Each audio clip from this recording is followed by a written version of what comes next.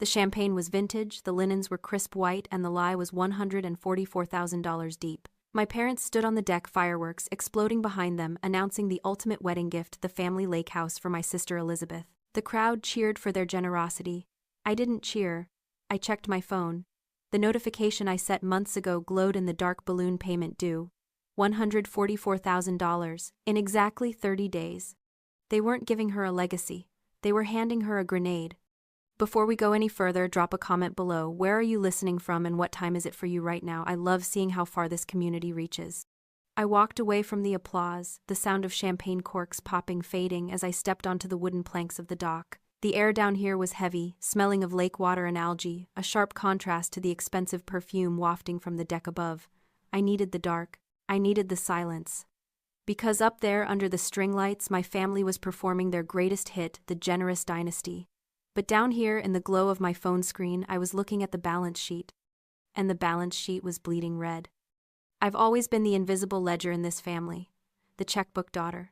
While Elizabeth was the face, the influencer, the beauty queen, the one who brought home trophies, I was the one who brought home bail money. When Elizabeth totaled her first car at 19, I was the one who wired the deductible so Dad's insurance premiums wouldn't spike. When Mom had her medical emergency last year, which was actually a 5-figure bill from a cosmetic surgeon she tried to hide from Dad, I covered it. I had convinced myself it was loyalty. I told myself I was the responsible one, the pillar. But looking at the foreclosure notice PDF on my screen, I realized I hadn't been a pillar. I had been a silent investor in a failing enterprise. My parents weren't rich. They were leveraged. They lived on a carousel of credit cards, second mortgages, and appearances. The vintage champagne they were drinking right now, probably charged to a card that was maxed out yesterday. And this house, this sprawling, beautiful lake estate that had been in the family for 2 generations, wasn't an asset anymore. It was a liability, a sinking ship, and they weren't gifting it to Elizabeth out of love. They were transferring the captain's hat to her just before the water hit the bridge. I looked back up at the house. Elizabeth was laughing, twirling in her white dress holding a sparkler. She looked radiant. She also looked helpless. And for the first time, I didn't feel jealous of her. I felt a cold, clinical pity. This was the cage of favoritism. They had spent her entire life protecting her from reality, handing her everything she wanted, and in doing so, they had crippled her. She had no survival instincts. She didn't know how to read a contract, how to spot a scam, or how to survive a winter without a safety net. She thought she was the golden child, but she was just the sacrificial lamb. She had been fattened up on praise so she wouldn't notice the knife. I remembered a conversation with my mother years ago after I'd caught her lying to a neighbor about why we sold our second car. She had looked me dead in the eye and said, "Haley, we do what we must to protect the family name. The truth is only useful if it serves us." That was their logic. That was the trap of their good intentions. They genuinely believed that by hiding the debt they were protecting us. But you can't protect someone by handing them an anchor and telling them it's a life vest. The math was simple, brutal, and undeniable. If Elizabeth signed that deed tomorrow, the debt became hers. The lawsuit settlement my father was hiding, the $93,000 wrapped inside that mortgage, would become her burden. They were saving their own credit rating by destroying hers. It wasn't a wedding gift. It was a financial death sentence. And I was the only one on the property who knew how to read the warrant. The next morning, the kitchen smelled of expensive espresso and denial. My parents were sitting at the marble island, reviewing the guest list for the wedding, as if they hadn't just announced a fraudulent property transfer to 200 people the night before. I walked in, not with coffee, but with the foreclosure notice pulled up on my tablet. I didn't scream. I audited. "The balloon payment is due in 30 days, I said, placing the screen on the cool stone between them. $144,000. If Elizabeth signs that deed, she inherits the debt. You aren't giving her a house, you're giving her a bankruptcy." My father, Richard, didn't even look at the screen. He took a sip of his coffee, his expression one of bored disappointment. "Always the accountant, aren't you, Haley? We're having a moment of family joy, and here you are, audit in hand, trying to balance the books of happiness." "It's not happiness, Dad. It's math. And the math says you're insolvent." My mother, Lisa, chimed in, her voice tight and sugary. "We have a business deal closing next month that will cover everything. You know how these things work, Haley. Liquidity is fluid. We're doing this for Elizabeth's future. Why can't you just be happy that your sister is getting her legacy?"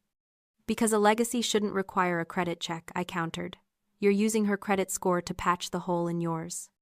You're jealous, Richard snapped, the mask slipping just an inch. You've always been jealous of her. You worked hard, sure, but Elizabeth, she shines. And you can't stand that we're giving her the stage. Before I could respond, Elizabeth walked in. She was wearing a white silk robe, looking every inch the princess they had raised her to be. She didn't look at the tablet.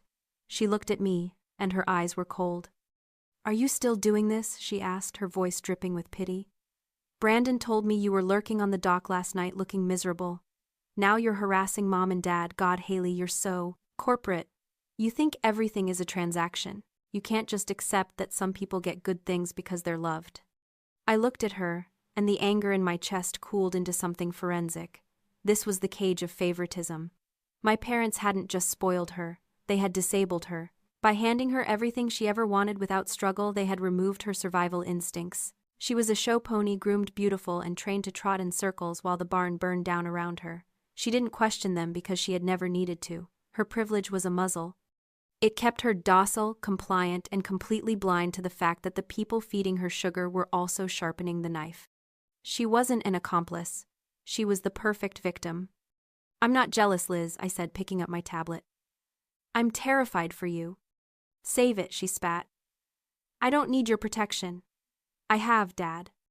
I looked at Richard. He smiled, a thin, triumphant curling of his lips. He thought he had won. He thought that by turning the golden child against the scapegoat, he had secured his cover. But he had made a miscalculation. He thought I was still playing by family rules where emotions mattered. He didn't realize I had just switched to professional rules. And in my profession, emotions are irrelevant. Only evidence counts. I didn't say another word. I turned around, walked out of the kitchen, and packed my bags. I was done being a sister. It was time to become an analyst. I drove back to the city in silence, the hum of the tires on the highway, the only sound replacing the accusations echoing in my head. I didn't cry. I didn't rage. I switched gears. The emotional part of my brain, the daughter who wanted her father's approval, the sister who wanted to be included, shut down. In its place, the forensic analyst woke up. This wasn't a family dispute anymore. It was a case file. And I knew exactly how to build it. Back in my apartment, I set up my war room. 3 monitors, a fresh pot of coffee, and access to the public databases I used for work. I started pulling the threads my father thought he had buried. I pulled the property records for the lake house first. The deed history showed the transfer to my parents 20 years ago, clear and clean. Then came the first mortgage standard. But then 3 years ago, the second lien appeared, $93,600.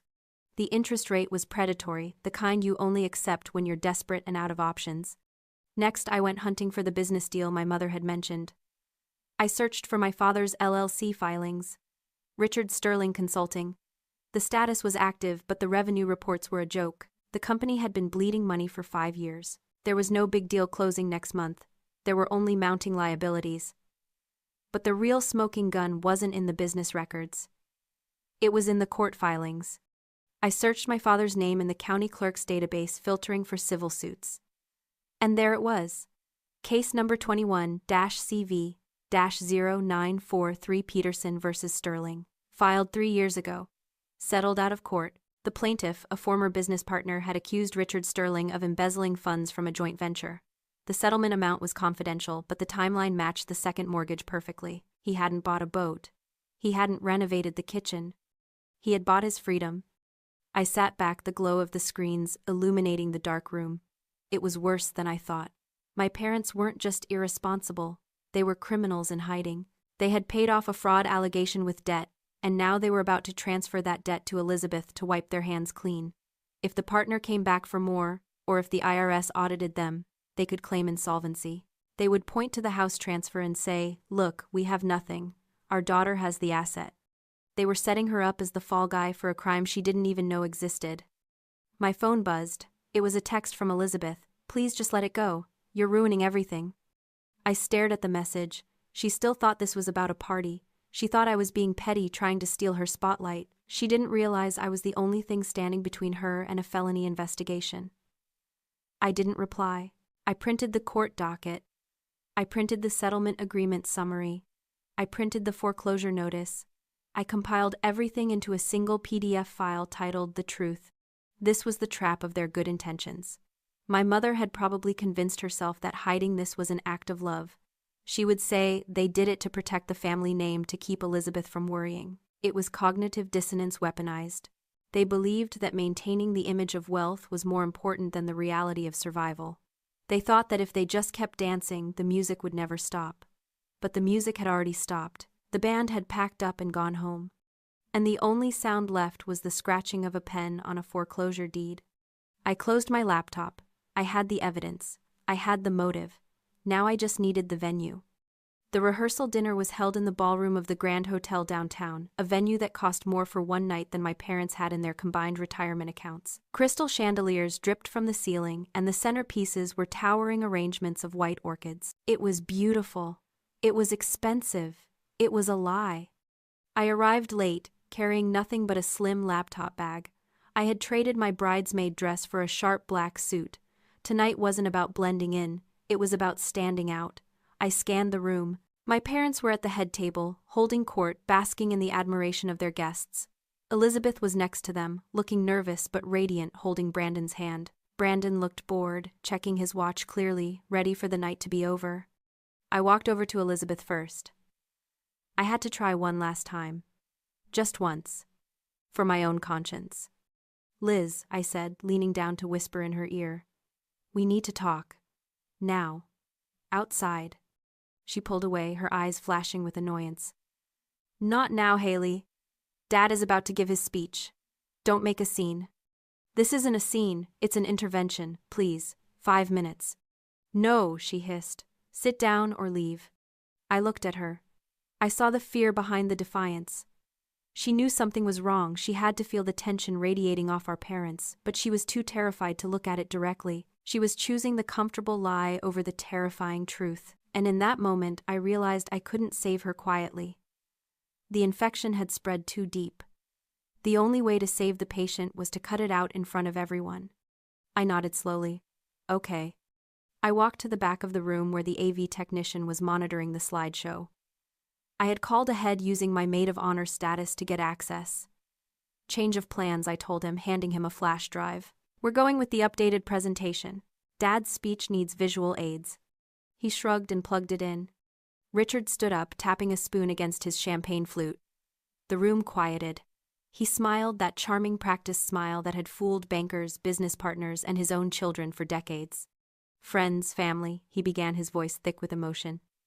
"Tonight is about legacy. About passing the torch.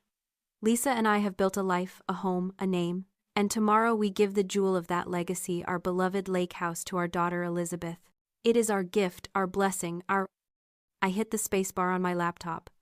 The screen behind him, which had been displaying a photo of Elizabeth as a toddler, flickered. Then it changed. It wasn't a baby picture. It was a PDF. Notice of default and intent to foreclose. The text was blown up to 10 feet tall. Amount due $144,250. The room went deadly silent. Richard stopped mid-sentence, confused by the sudden hush. He turned around. The color drained from his face so fast I thought he might faint. I didn't stop. I hit the spacebar again. The next slide appeared. Settlement agreement, Peterson versus Sterling. The fraud allegations. The settlement amount, $93,600. The date, 3 years ago. I hit the spacebar again. The email from my mother to my father, dated 2 months ago.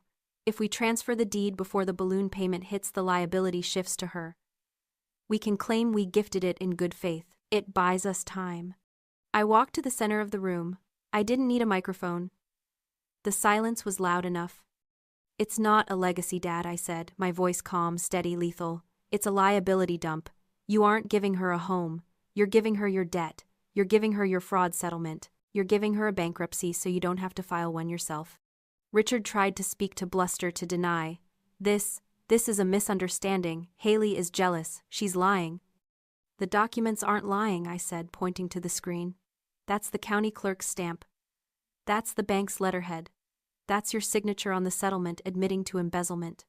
I turned to Brandon. He was staring at the screen, reading the numbers. He was a tech heir. He knew how to read a balance sheet. He stood up slowly. "Is this true?" he asked Richard. His voice wasn't angry. It was cold, businesslike. "Brandon, son, please let me explain.